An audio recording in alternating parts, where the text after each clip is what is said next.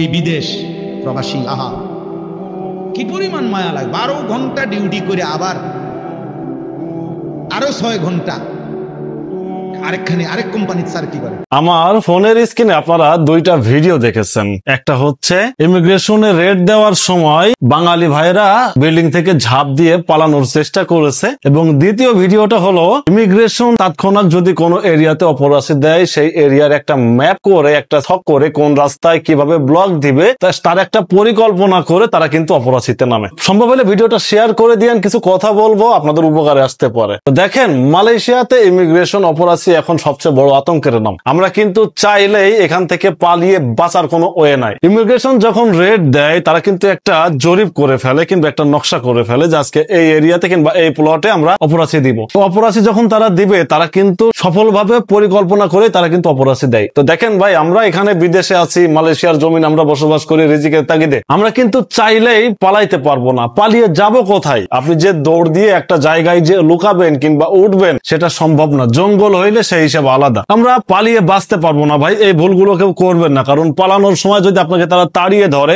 মারধর করবে এবং আপনার প্রতি একটু অত্যাচার বেশি হবে। আমি এর আগের ভিডিওতে বলেছি এইভাবে পালানোর চেষ্টা না করে যারা ইলিগাল আছেন তারা চেষ্টা করবেন কিছু পদক্ষেপ নেওয়ার। আপনার পুরানো ভিসা কপি, পাসপোর্টের ফটোকপি, আপনার রুমমেট এবং আপনার কাছের কোনো বন্ধু বান্ধব থাকলে তাদের কাছে দিয়ে রাখবেন, এবং সেম কপিটা আপনার পরিবারের কোনো সদস্যের কাছে দিয়ে রাখবেন। আপনার ফ্যামিলির কোনো অভিভাবকের নাম্বার আপনার রুমমেট কিংবা আপনার কাছের বন্ধুর কাছে দিয়ে রাখবেন যারা মালয়েশিয়াতে বসবাস করেন কিংবা একসাথে যারা থাকেন। ইমিগ্রেশনে গ্রেফতার হবার পরে তাকদিরে যদি থাকে, যদি গ্রেফতার হয়ে যান, আপনাকে কত তারিখে ধরেছে, কোন এরিয়া থেকে ধরেছে, এই ডিটেলসটা দেওয়ার চেষ্টা করবেন। সেটা আপনার ফ্যামিলি হোক, মালয়েশিয়াতে বসবাসরত কোনো এজেন্ট হোক কিংবা কোনো কাছের বন্ধু বান্ধব হোক, দিয়ে রাখার চেষ্টা করবেন। আর সম্ভব হইলে কাছে 2000 রিঙ্গিত 3000 রিঙ্গিত সবসময় রাখার চেষ্টা করবেন। এটা হচ্ছে আপনার নিরাপত্তার জন্য। এটা ছাড়া বাকি কোনো ওয়ে নাই। দেখেন, মালয়েশিয়ার যে বর্তমান অবস্থা চলছে, একটা অন্যরকম আতঙ্কের মধ্যে আমরা সবাই বসবাস করি। শুধু বাঙালিরাই নয়, সমস্ত ফরেনার যারা আছে তারা সবাই কিন্তু একটা আতঙ্কের মধ্যে আমরা বসবাস করি। তো ইমিগ্রেশনের হাত থেকে পালিয়ে বাঁচার চেষ্টা কেউ করেন না। আমাদের রিজিক যার যেভাবে যতটুকু আছে মালয়েশিয়াতে ঠিক ততটুকু জায়গায় যে কিন্তু থেমে যাবে, কিছু করার নাই। সবাই একটু সাবধানে থাকার চেষ্টা করেন, পালানোর চেষ্টা করে।